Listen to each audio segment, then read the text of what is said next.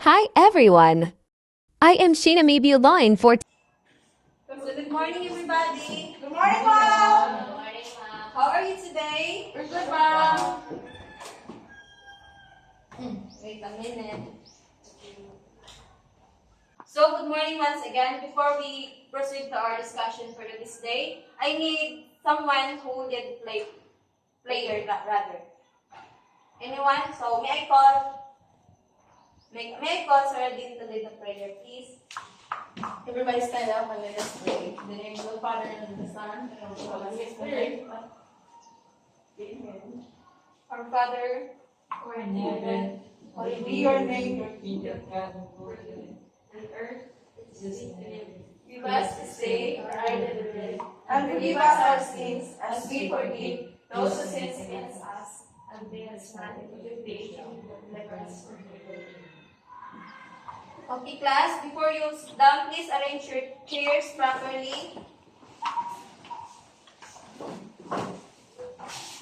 Are all okay? Yes, Mom. Simple down. Let me check your attendance first. When I call your name, say some tools and equipment that you know. Excuse me, Mom. Let me take myself first.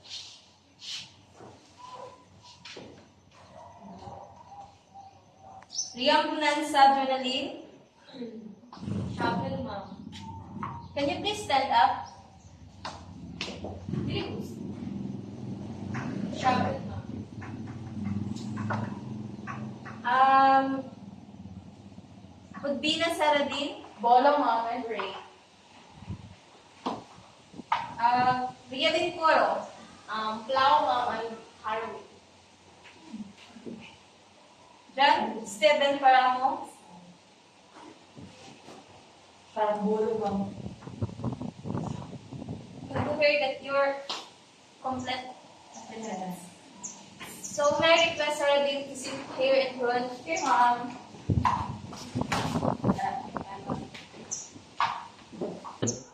So now that I assignment last meeting. No, Mom. Alright, since we have no assignment previously, so we are recall first before we proceed to our new topic. First, what have been discussed last meeting? Yes, Ms. Janelle. Last meeting, Ma'am, I have process of cultivating the land for crop production. Yes, that's right. Then what have you learned in the last topic? I mean last meeting. Can I call Ms. Odbena? So last meeting I have learned that agriculture is about cultivation of crops for crop production. Thank you. Thank you to both of you. So, let me read the objective first. And first, the student will be able to identify the different types of farm tools and equipment. The next one is explain the function of each farm tools and equipment. The third one is demonstrate the proper use of tools and equipment according to their intended uses. The fourth one is display, investigate attitude in lessening the lesson. The last one is competition and purpose in doing the activity. So I have here a pictures. Then observe what is this in the screen presented. Tools and equipment. Right. This is tools and equipment. For today's day, our topic is all about farm tools and equipment and their classification. So what comes in your mind when you hear the words tools and equipment? Anyone? Yes, Miss Jenny? For me, Ma'am, when I heard tools and equipment, it is a tools and equipment used by a farmers to prepare the land for crop planting or production. Thank you, Ms. Renalyn. You're right. Next, so farm tools, implements and equipment play very important role in horticultural production. Their availability makes the work much easier and faster. In order to do horticultural operations successfully, one must have a good working knowledge of the tools, implements, and equipment before using them. Kailangan na to mahibaw kung ang mga classification sa tools and equipment na ato ang ginagamit pag mag-garden ta or magtanim ta. Like, kailangan na to siya og sakto ba kahang iyang uses. Like, example, magamit kag pala, isod po no, magamit ka og pala, imong gitugtog. So, dili na siya makuno, kay dili man na siya kung martilyo. Kailangan na to hibawon kung unsa gyud ang iyang uses sa pala.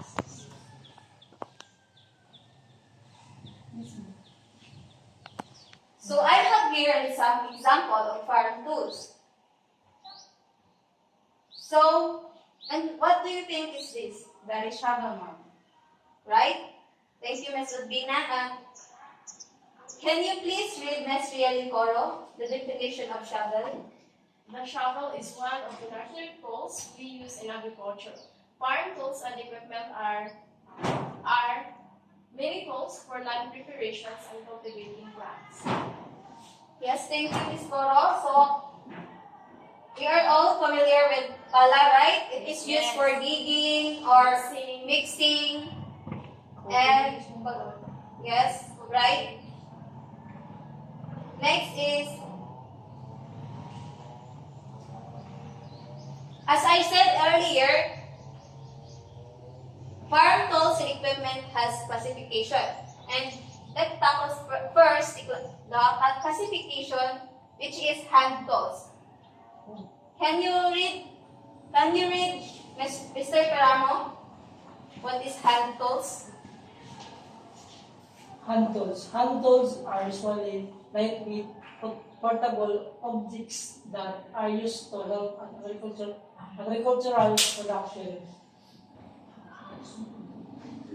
Hand tools can also classify according to their uses. First is the cleaning, cutting, and pruning hand tools. Yes, thank you, Mr. Paramon. So, as what Mr. Paramon says, read, hand tools classified also according to their uses. The first one is cleaning, and pruning, and hand tool. Pruning. So, the first one is Second one. Yes. Go ahead. Go. So, this is one example of hand tools, which is bolok. I want Ms. Saradin to read the definition of bolok. Bolo, normally used to cut all grass, coconuts, and bamboo. The bolo may also be used to harvest small, knee-high crops like rice, mungo, soybeans, and peanuts. They usually have wooden handles and have a curved blade that widens as it reaches the top. So, since familiar na tayo, no? So, let's proceed to axe. Axe is a cutting tool that consists of a heavy edge held fixed to the handle with the edge parallel to the handle, and that is used especially for peeling trees and chopping and splitting wood. So, ang axe no is gamiton ni siya pag example o pagbugaha. And agricultural, gamiton ni siya is kanang magtanong ka sa imong garden tapos naikita something trunk sa tree, then imo siyang gamitan ng axe para ma-remove to siya. Next example of hand tool is pick matok. So, pick matok is very, very, very common sa ato. No? Kaya ginagamit din nato sa karon, labi na pag maghinot ta og garden, ginagamit nato na siya para pag-dig sa soil. So, let me read the definition. So, pick matok is a very handy tool that combines the pointed head of a pick used to digging up hard soil and rocks in a day, which can be used for cutting through roads. So, next is scythe. size. Can you read Miss Coro, please? Scythe. Tools used for cutting crops such as grass or wheat, with a long curved blade at the end of a long pole attached, to which are one or two short handles. So the next is digging tools. Who has an idea what is digging tools? Give me some example of digging tools. Sigmato. Matok, right? Another one. Gabu. Yes? Crowbar. O crowbar. Another one. Pico. Mana. Your answer is all correct.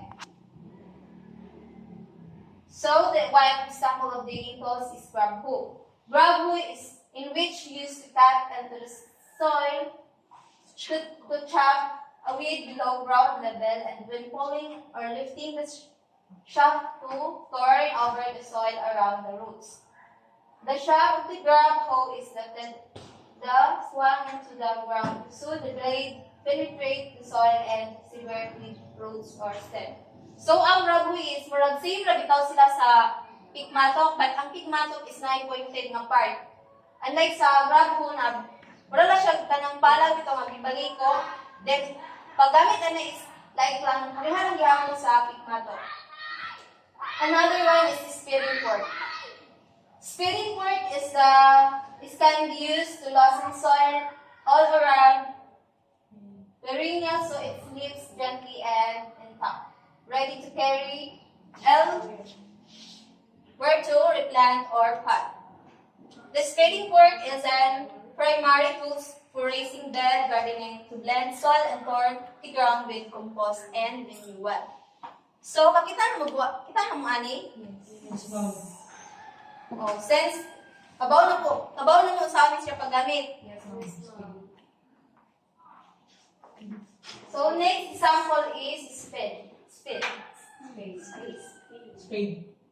A spade is a tool primarily for digging, consisting of a long handle and blade, typically with the blades narrower and flattened than common shovel. So, mura na siya shovel no, but ang ilang difference is ang ilang kuan, ang tumoy. Ang tumoy sa spade is kuan lang flat. Ang sa shovel is pointed. Na-pointed siya part.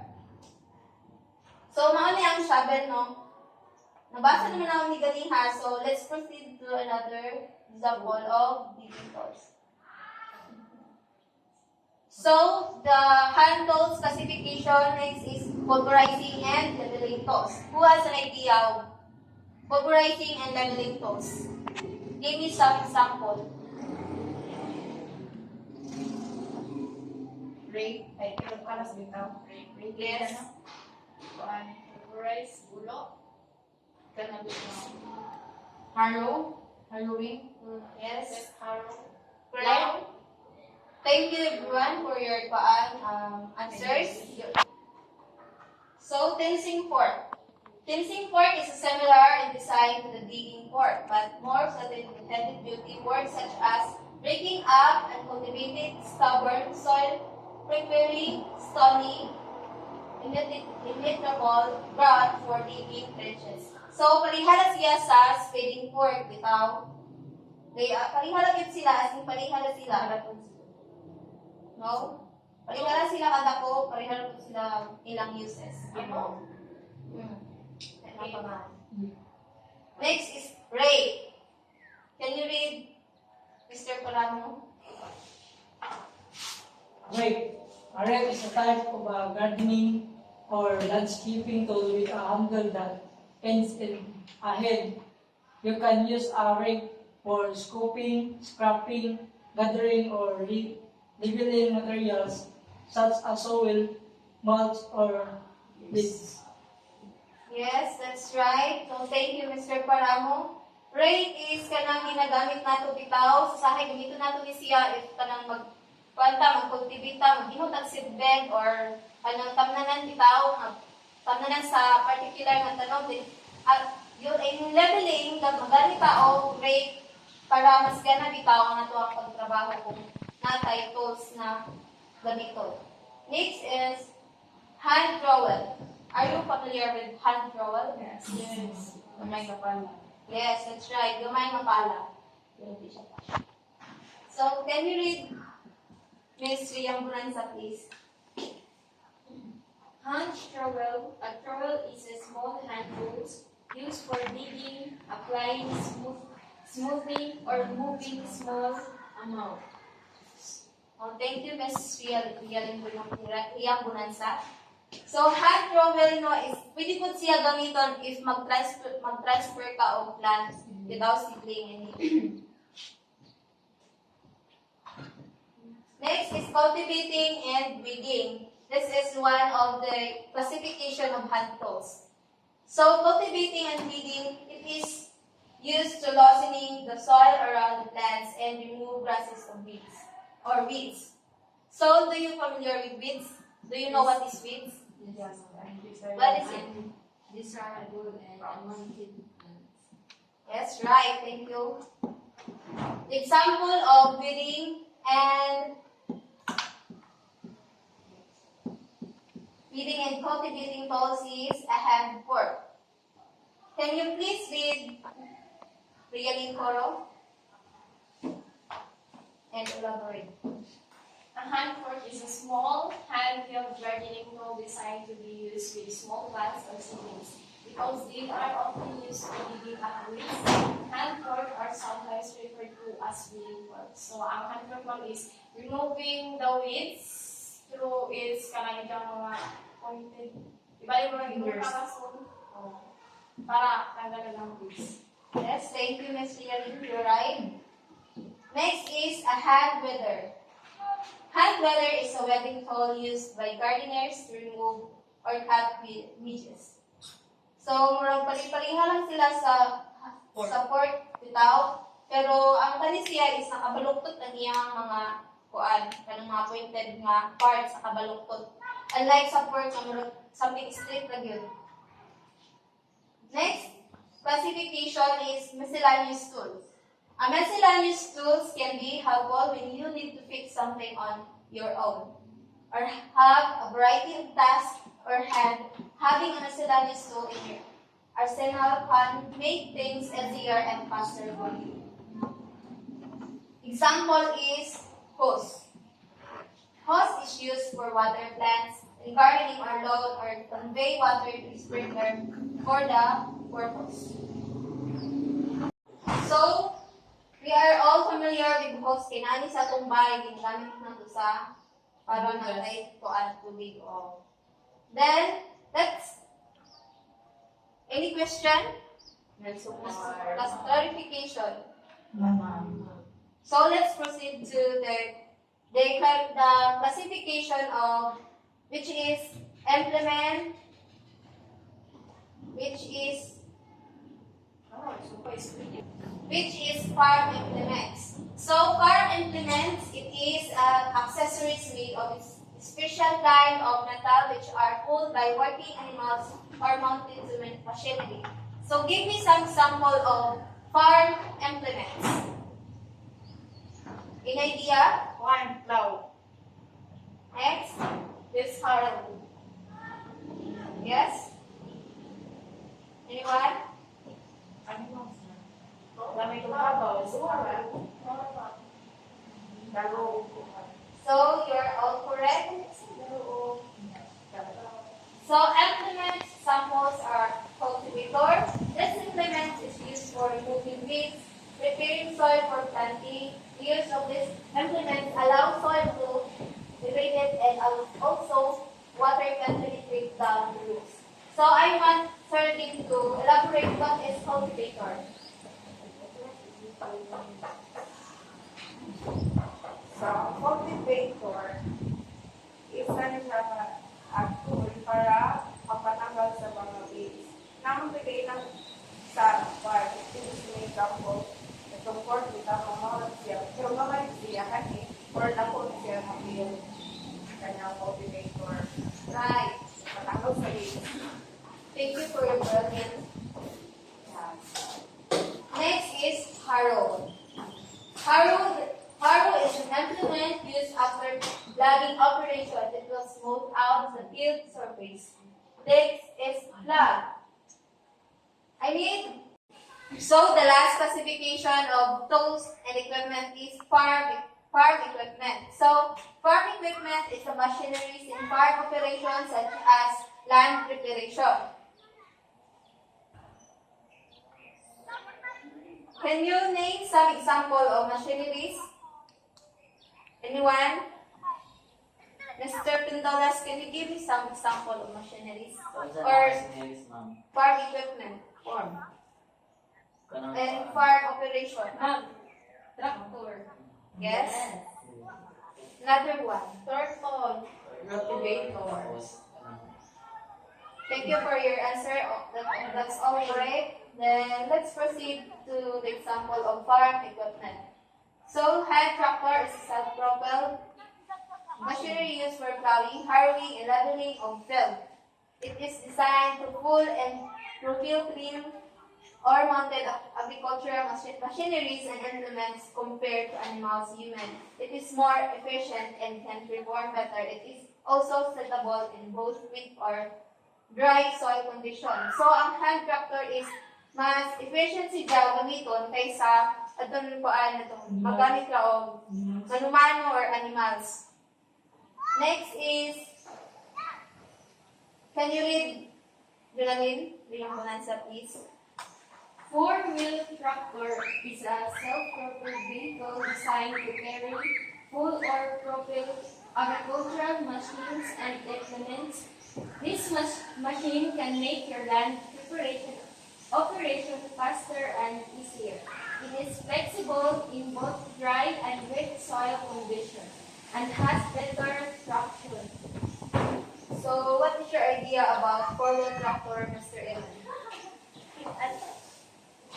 So, okay, na idea is anang four-wheel sila ba? Kahit sila gamit sila para mambira ganit sa mga agricultural machines like itong mga panggamit sa agriculture ganit itong turtle or even mga pambira sila para mas mapadali ganit ang pagdesa ng mga machine na gamit sa agriculture.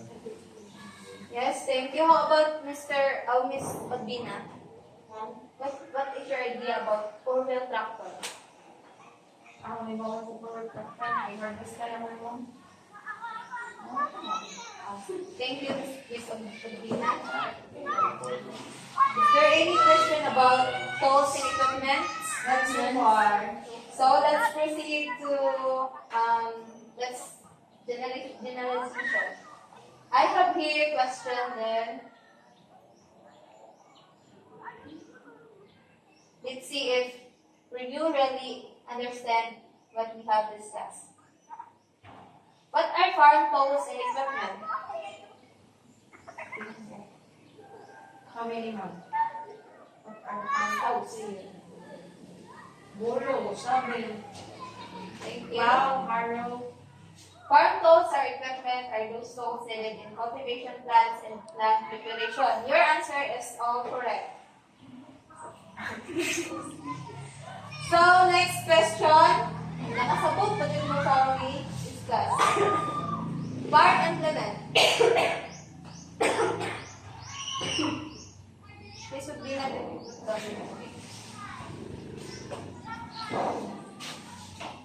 Any idea? So, yun now. Farm implement is an accessories made of special metal which are pulled by working animals or mounted to machineries. Okay na ba? Yes, ma'am. What are hand tools? Miss Jonalyn, can you state what is hand tools? What are hand tools? Hand tools. One ma'am. Ginagamit kani siya, for example, is kaning karbolo. Ginagamit na to siya para ang clearing ganit sa tong land. Thank you, Miss Jonalyn. Yes, your answer is correct. Hand tools is any tools that is powered by a hand rather than motor.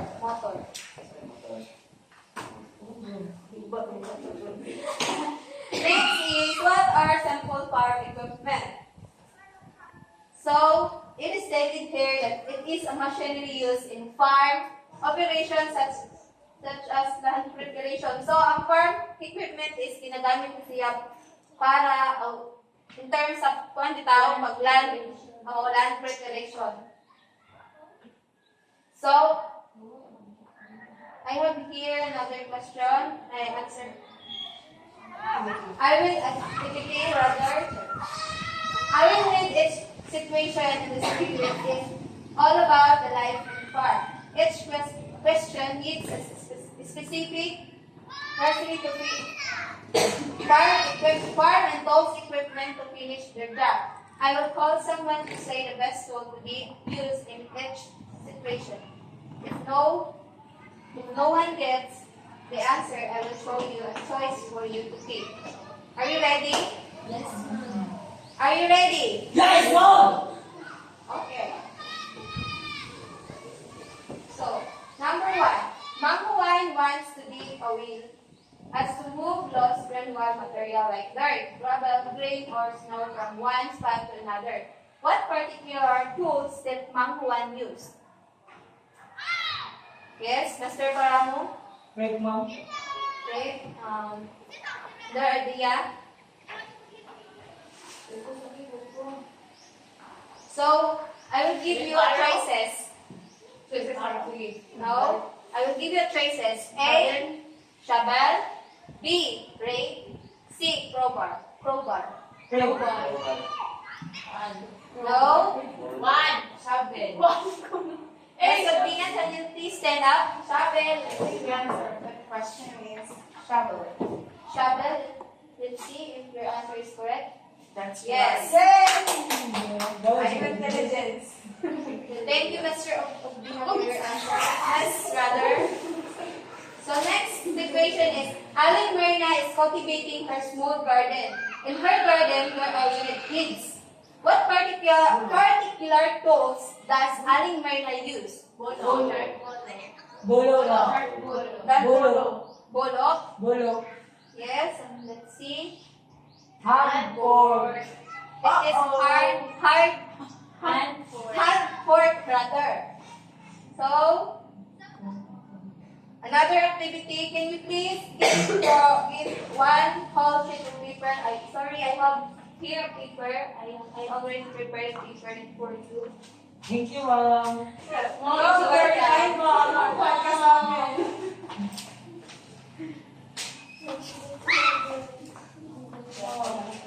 You have a distance in my life. So, everybody listen for a question. Direction. Read the lesson and analyze each question and choose the correct answer. Write the letter in your paper. So, number 1. It is used to dig wheels as to move lost granular materials like dirt, gravel, grains, or snow from the spot to another. A. Trowel. B. Shovel. C. Rake. D. All of the above. Next. I repeat the question. It is used to dig a well as move lost granular material like dirt, gravel, grain, or snow from spot to another. Okay naman. Number 2. Oh, next. Okay na ba ang tanan? Oh, let's proceed to number 2. Tool that has a cord blade on a long curved handle and it is used for removing grass or grain by hand. A. Scythe. B. Bolok. C. Either A or B. D. None of the above.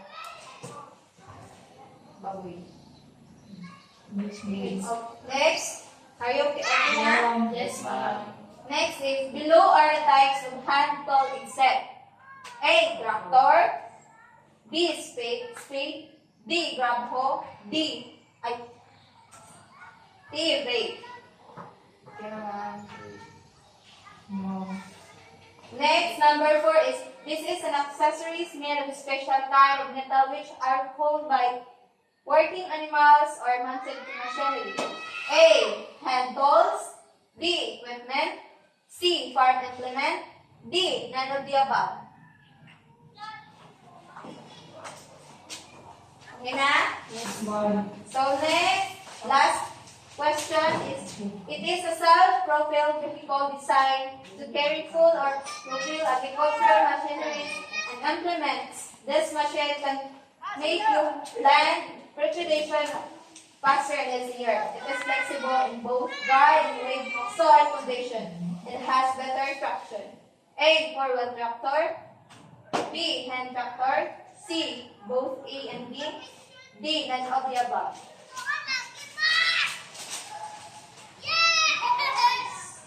So let's check first. Can you change your paper?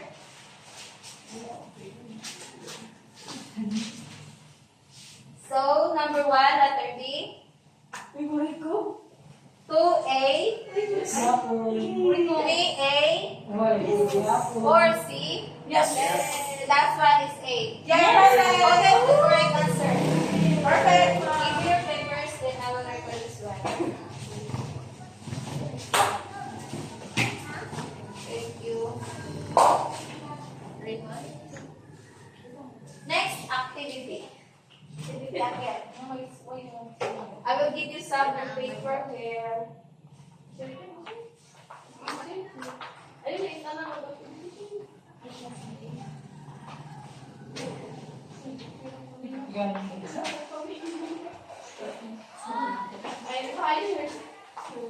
So, I will give you already your paper.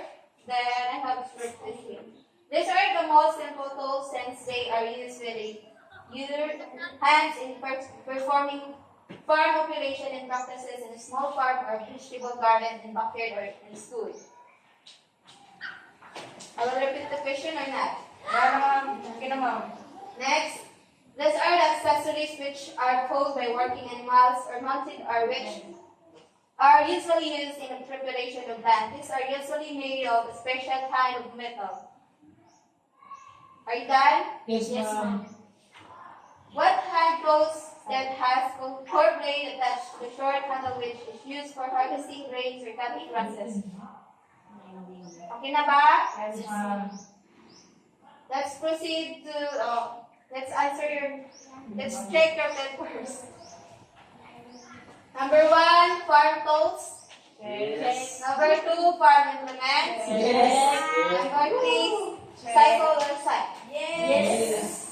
Okay, you get the perfect score.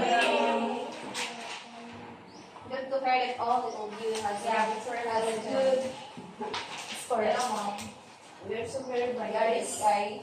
We're the brightness. Thank you. Thank you everyone for your cooperation. But before that, I will give you an assignment. So in your assignment, please research on the maintenance of farm tools and equipment. Write in one whole page of paper. The deadline is on next Friday para taas-taas yung pag-answer. Sharon, di ko maka-answer, Ana. No, Fed. So, kami siya, pag-picture na lang, everybody has a cell phone, right? Yes, ma'am. Pag-picture na ka, lihog. Naka-picture na ba ang tanan? Yeah, ma'am.